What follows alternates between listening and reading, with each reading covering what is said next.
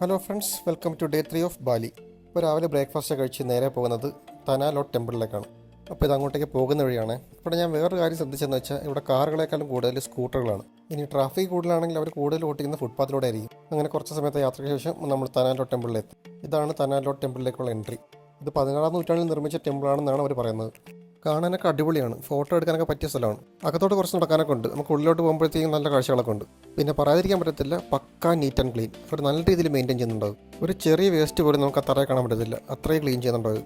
പിന്നെ ടൂറിസ്റ്റുകൾ ആകർഷിക്കാൻ ഓരോ സംഭവങ്ങളൊക്കെ ഉണ്ട്. ഇത് മലമ്പാമ്പാണെന്ന് തോന്നുന്നു. നമുക്കിതിനെ കഴുത്തിയിട്ട് ഫോട്ടോ ഒക്കെ എടുക്കാം. പിന്നെ കുറച്ച് നേരം അവിടെ കറങ്ങി കിടന്ന് സ്ഥലങ്ങളൊക്കെ ചുറ്റിക്കൊണ്ട് ഫോട്ടോ ഒക്കെ എടുത്ത് തിരിച്ചു വരുന്ന വഴി അവിടുത്തെ ഒരു ഐസ്ക്രീം ഷോപ്പ് ഉണ്ടായിരുന്നു. അവിടെ കയറി എല്ലാവർക്കും ഒരു ഐസ്ക്രീം മേടിച്ചു. പിന്നെ അവിടെ നിന്ന് ഇറങ്ങി നേരെ പോയത് ഹന്താര ഗേറ്റിലേക്കാണ്. ഇത് പോകുന്ന വഴിയുള്ള വേറെ സ്റ്റാച്ചു ആണ്. ഞാൻ മുമ്പൊരു വീഡിയോ പറഞ്ഞിട്ടുണ്ടായിരുന്നു, ഇവിടുത്തെ മിക്ക സ്റ്റാച്ചുവിൻ്റെയും കളർ പാറ്റേൺ സെയിം ആയിരിക്കും, ഒരു വൈറ്റ് ആൻഡ് ഗോൾഡ്. ഹന്താര ഗേറ്റിലേക്ക് പോകാൻ അത്യാവശ്യം നല്ല രീതിയിൽ സമയം എടുത്തിട്ടുണ്ടായിരുന്നു നമുക്ക്. അങ്ങനെ നമ്മൾ ഹന്താര ഗേറ്റ് എത്തി. ടിക്കറ്റ് എടുത്തിട്ട് വേണം നമുക്ക് അകത്തേക്ക് കയറാൻ. ഇവിടെ ഏകദേശം 2 മണിക്കൂർ കൂടുതൽ ഞങ്ങൾക്ക് വെയിറ്റ് ചെയ്യേണ്ടി വന്നു ഫോട്ടോ എടുക്കാൻ. നമ്മുടെ ടിക്കറ്റിൽ നമ്പറാണ്, ആ നമ്പർ അനുസരിച്ചായിരിക്കും പോയി നിൽക്കേണ്ടത്. ഇവിടെയും മൊത്തം പൈസയുടെ കടയാണ്. കാരണം എന്ന് വെച്ചാൽ നമ്മൾ ടിക്കറ്റ് എടുക്കുന്ന കൂടാതെ നമ്മൾ ഫോട്ടോ എടുക്കത്തില്ലേ, അതിന് പ്രത്യേകം പൈസ കൊടുക്കണം. അങ്ങനെ ഏകദേശം 2 മണിക്കൂർ കഴിയുമ്പോഴത്തേക്കും ഞങ്ങളുടെ നമ്പർ വിളിച്ചു, അങ്ങനെ ഫോട്ടോ എടുത്തു. പിന്നെ അതിനുശേഷം നമ്മൾ പോയത് ലേക്ക് ടെമ്പിളിലേക്കാണ്. നമ്മളവിടെ ഒരു ഉച്ച സമയത്താണ് എത്തിയത്. അതുകൊണ്ട് തന്നെ നമ്മൾ ആദ്യം പോയത് റെസ്റ്റോറൻറ്റിലേക്കാണ്. അവിടെ പിള്ളേർക്ക് വേണ്ടിയുള്ള ചെറിയ പാർക്കൊക്കെ അവർ ഒരുക്കിയിട്ടുണ്ട്. ഭക്ഷണം ഓർഡർ ചെയ്തിട്ടുണ്ട്. വരാൻ കുറച്ച് ലേറ്റ് ആകും, അതുകൊണ്ട് പിള്ളേരെ കൊണ്ട് പാർക്കിലോട്ട് പോയി കളിപ്പിച്ചു. നമ്മൾ അവരുടെ തന്നെ നൂഡിൽസും റൈസുമാണ് ഓർഡർ ചെയ്തത്. നമ്മൾ ആദ്യം വിചാരിച്ചത് കഴിക്കാൻ ഭയങ്കര പാടായിരിക്കുന്ന, പക്ഷേ നല്ല ടേസ്റ്റ് ആയിരുന്നു. കഴിച്ചതിന് ശേഷം നമ്മൾ വീണ്ടും അങ്ങോട്ടേക്ക് നടന്നു.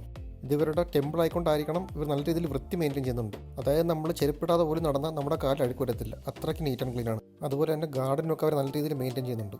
ഇവർക്ക് അവിടെ നല്ല രീതിയിൽ ഓടി കളിച്ചിട്ടുണ്ട് എന്തായാലും.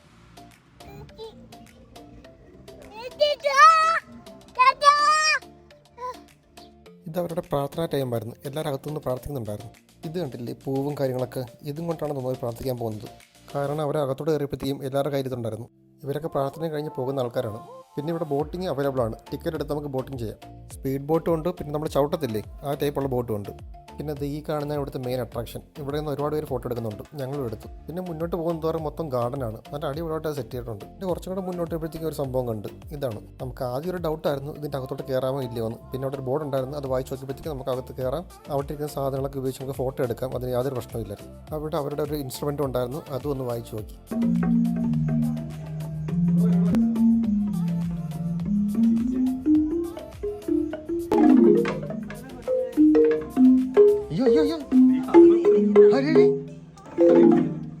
ഇറക്കതിൽ പിടിച്ച് അങ്ങ് വലിക്കായിരുന്നു. ഞാൻ നല്ല രീതിയിൽ പേടിച്ച്. ഇനി അതുമല്ല മൊത്തത്തിൽ ഇളകി ഒരു എന്തോ. പിന്നെ എല്ലാവരും ഒന്ന് ജസ്റ്റ് ഒന്ന് തട്ടി നോക്കി, അതിന് ശേഷം അവിടെ നിന്ന് ഇറങ്ങി. അങ്ങനെ അവിടുത്തെ കാഴ്ചകളൊക്കെ ഒരുവിധം കണ്ടു കഴിഞ്ഞ് ഏകദേശം ഒരു 5 മണി കഴിഞ്ഞ് അവിടെ നിന്ന് ഇറങ്ങിയപ്പോഴത്തേക്കും പിന്നെ ഒരുപാട് നേരത്തെ ട്രാവലിംഗ് ഉണ്ടായിരുന്നു തിരിച്ച് റൂമിലേക്ക്. ഏകദേശം രാത്രി ആയപ്പോഴത്തേക്കാണ് റൂം എത്തിയത്.